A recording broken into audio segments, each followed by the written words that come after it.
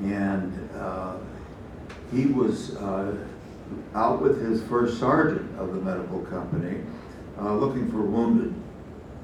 And then that's when the gauntlet occurred, where all the trucks and tanks and everything were literally jammed up because the Chinese and the North Koreans had the high ground. And it was just a little narrow gravel road that they were all trying to get out on to go to Anju, which was on the coast. But anyway, he was going along and his sergeant got shot in the leg, very badly wounded. And he told me, and he returned from Korea, and he told me that had my father not saved his life, that he wouldn't have come back. And so my father gave him treatment and so forth. Well, anyway, the Army did recognize my father's action there and awarded him the Bronze Star with V, which is a Valor device, in 1994. So he finally got the recognition that he deserved. Then, in the process of all of this, particularly in the early days, Mark had uncovered a video that was at, I think, the National Archives, that had been taken of Korean War POWs by a Russian news agency. And this video had been buried in the wherever for all these years, 40 years, because the person that classified it didn't want the family members to see it because it would upset them, so to speak. So that was their logic then. And so anyway, he found this, and I swear that one of those men was my father. So we hired Dr. Michael Charney, who was the head anthropologist at Colorado State University. And the technology in those days, there was basically no Microsoft or any of that. So it was all hand done, where he would do measurements and so forth. And he said, according to all of his research, that man in question is your father. And so I thought, well, I don't really know who this professor is Dr. Charney. So I took it to the head of the anthropology department at the University of Washington, Dr. Dara Swindler, whose specialty was bone development. And so he was the head identifier of the remains from the Green River Killer. This man that was going out and killing a lot of women and then dumping them in the Green River there out of Seattle. And all he did was take a look at the two photos, and he said, the man in the POW picture is in his early 30s. He said, from his bone structure. And I said, well, my dad was 32. And he said, well, this guy is not 20 years old, and he was standing firm on that. So that's as far as we went. Well then, a few months later, we went to the 2nd Division reunion in Tacoma and rented a room, and we had the video going, and I had a big blow-up poster of this photograph. And at that meeting, I met probably 8 or 9 of the men that were actually the POWs in the Russian film. And they all identified themselves or identified somebody else. And so this fellow comes up and looks at the poster, and he says, which one of these guys is supposed to be me? And I thought, my God. And so the Pentagon had somehow got a hold of him, and so everybody was saying, well, this is this guy. And he was a POW himself, the man was, but he was, I think he was in his teens when he was captured. So, that just didn't fit. So at that point, I was absolutely getting nowhere. And this is the first time in my life I'd ever really gotten a runaround from the government. And It was right about the time when Colonel Peck resigned, who was the head of DPMO, I think they called it then. And he was a combat veteran himself, and he became the head of DPMO.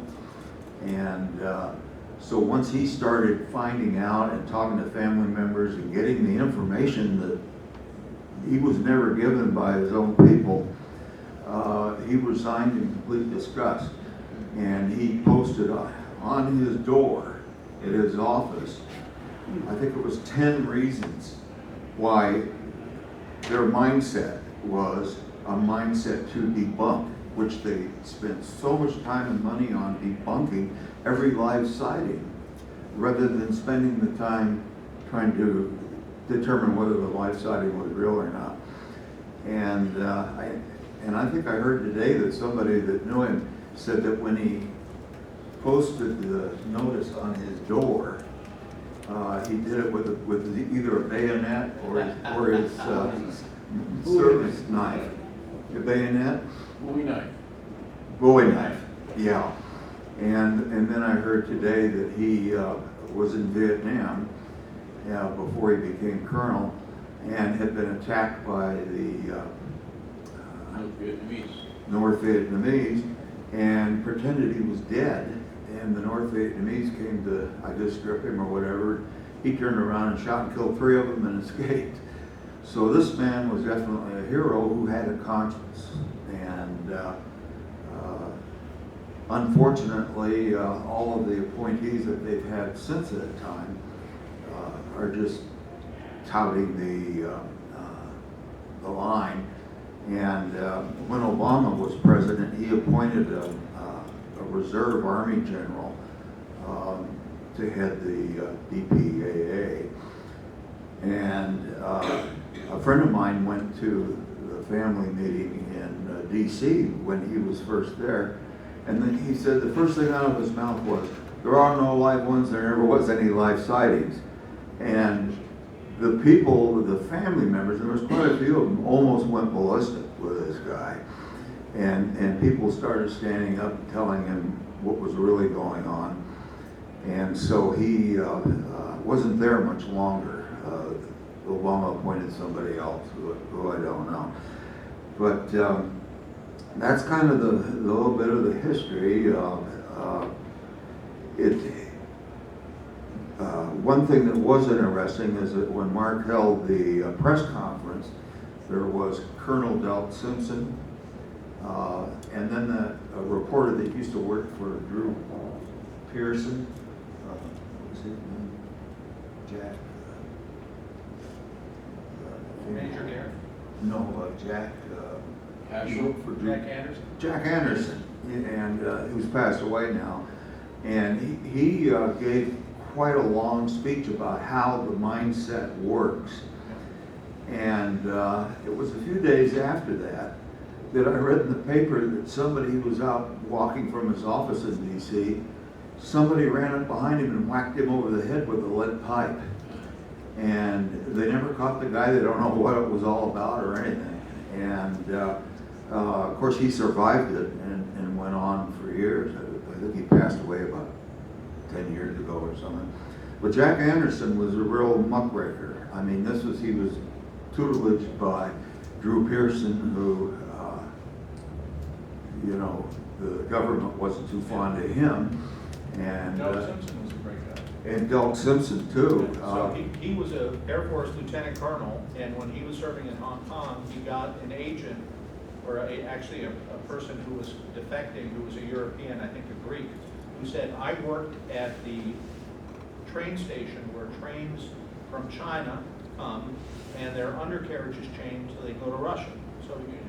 And while I was there was a train filled with Americans, and he even drew the insignia, which corresponded to some Air Force uniforms, and had an extensive amount of information. And when that was released, the Washington Post, sometime in the mid or 80s or so, somehow got this. The Pentagon said, "Oh no, those weren't Americans; those were French POWs being returned from Indochina," which then years later, the Pentagon admitted that was totally untrue. It was not French. And then it turned out there were other reports about this train area called Manchu-Li, where the Americans were taken. Multiple other reports that have now been declassified. But here was the rare example of a retired military officer who had information, had sent it in, nothing was done with it, and he just couldn't live with it. And he decided to take the risk of coming out. As well as there was this retired colonel, I think he was Air Force or Army, lived in Grants Pass, Oregon, that you interviewed for one of your programs. And at the time he was involved in some kind of Air Force intelligence in Korea, and he was ordered not to bomb these trains. That was Mel Giles. Mel Giles. He was an Army intelligence officer, and he came forward and said, I don't know what you guys are talking about. My best agent reported on a specific train shipment of Americans going to the Soviet Union. It was clear that was happening, and it was so clear that my commander called the Air Force and said, do not bomb this train. It's filled with Americans. Yeah. So, I mean, this is the kind of thing when people actually come out, you know, they say all kinds of strange things about them. I mean, particularly Colonel Simpson, which was a tragedy, I think. And but after the press conference, Colonel Simpson and his attaché took me aside and said, you know, after the Korean War, this was like 55, he said, I was the Air Force liaison with our consulate in Tokyo, in Hong Kong. And he said when he was there in Hong Kong, the Chinese man come and wanted $50. And he said, what for? He said, well, there's a army trunk in my storage unit that nobody's paid for, and there's $50 worth of storage. And he said it was an American army person. So they went and got the trunk, and Simpson told me it was full of all kinds of operation manuals and history books and so forth. And on the trunk was my father's name. And so he did what he thought was right, is he sent the trunk, paid the $50, and sent the trunk to the Air Force. The Air Force buried it. And as descendant family member, we never received any information that had been found. And so the only thing that I can conclude is that was taken when they overran Cooneree, and some of that stuff ended up wherever, Hong Kong, and they were trying to sell it. So, it's just story after story like this where you finally wonder, what is this mindset to debunk? And nobody seems to really be able to pin it down, other than careers are at stake, networks are built, people owe their positions to politicians, and the politicians owe their, and the whole thing, which Trump now calls the swamp, is kind of coming down on them. And so I think eventually, or soon, we're going to get this resolved, particularly with the lawsuits, and we get more of the documents. But during this entire time, I was giving a speech at the University of Washington about this issue, and the head of the commander of the Air Force ROTC there said that this class was going to have their first retreat where they wear their uniforms for the first time. And these were the senior graduates that were all going to be officers.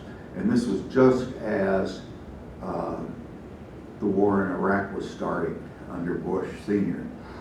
And so it was held outdoors, and they asked me to, give a little speech about MIAs.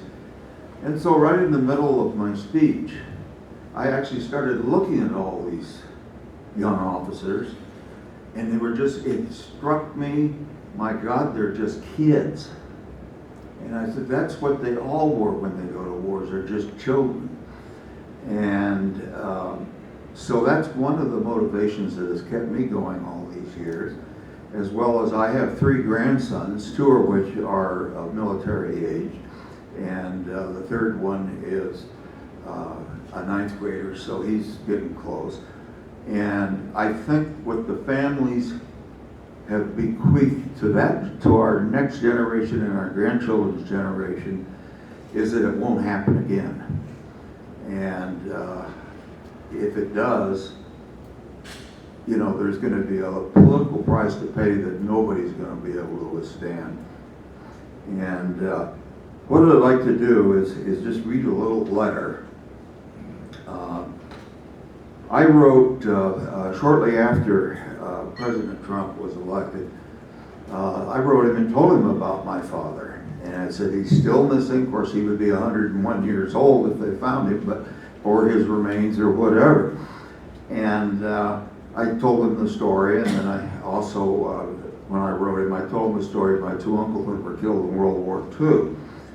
So, since the beginning of World War II, 1941 to 2018, my family and I never received a personal letter from a sitting president about our loss.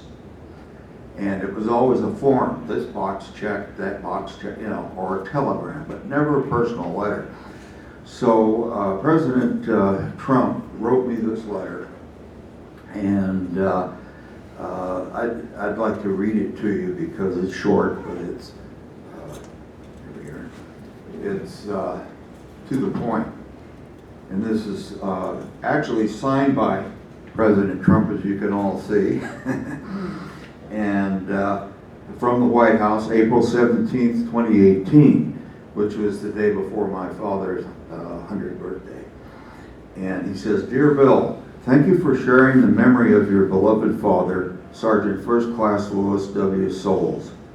Our nation is forever grateful for our brave service members who safeguarded the torch of liberty during the dark days of World War II and the Korean War. We will never forget the sacrifices of your father and your family in defense of our country. The forces of freedom emerged victorious through these monumental struggles because of their determined spirit and the courage of the greatest generation. I'm grateful you took the time to write me. Our nation's debt to your family is everlasting. May God bless you and keep you. Sincerely, Donald Trump." And I think that's, whether you are a Trumpster or not, I think that goes to the point that he's the first sitting president to actually sit down and write a personal letter in 70 years. So it's a great memory for our family. And one other thing that you got on this morning was that so many kids that graduate from school today don't even know about the Korean War and very little about the war in Vietnam. Well, when my oldest grandson was in his senior year in high school, they had to do a report or a project. They called it a senior project, and you couldn't graduate without it. So he did it on the Korean War, MIAs, and the impact that it had on the families. And of course, he got a lot of information from me and so forth.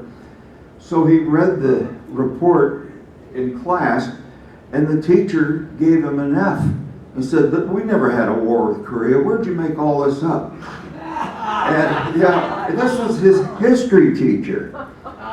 Yeah, and so my daughter was so incensed that she took the report, went back to the teacher's office, and then the head of the dean of the high school, and raised holy hell. Well, he ended up by getting his A. All right. Yeah, and yeah. And what the future will add them to go back to school, so I don't know. Have some questions? Yeah. Oh, right. Are there any questions, please, for either Mark or Bill? Oh, yeah. Thank you, Bill. You know, talk about the mindset to debunk. This is the 100th anniversary of American prisoners being taken from the operation to Archangel against the Bolsheviks. And 300 Americans from Minnesota and Michigan and Wisconsin were captured. And 20 were returned during the Warren Harding administration, or Coolidge administration. And he didn't even know that men were over there. So this was hidden long before Korea and Vietnam. But in conjunction with the Korean War and the World War II prisoners, remember Patton was murdered. Now I work with sometimes with Robert Wilcox, who wrote the book Target Patton. And if you consider that Eisenhower told Colonel Corsi after the Korean War regarding the POW issue, what do you want us to do? Start World War III? Well, Eisenhower had that same mindset after World War II when Patton wanted to go after our prisoners, and what happened to him? So, you know, it's just, the deep state is a lot deeper than what we think of it now. It goes back, could be 70 to 100 years. I think basically it goes back to the Civil War, Right. and that's where it all began. Because Lincoln during was a Marxist. the prior time, particularly when George Washington was at Valley Forge, my fifth great grandfather, Captain Benjamin Marvin, actually served with Washington in Valley Forge. And then they had the the big battle in New York, Saratoga, where Captain Marvin was captured. So he was actually a POW, and Washington got all of our POWs back. Yeah, well, they had a trader for Burgoyne's men. He got them all back and made no bones about it. And that kind of stayed right up to the Civil War. And then I think that's when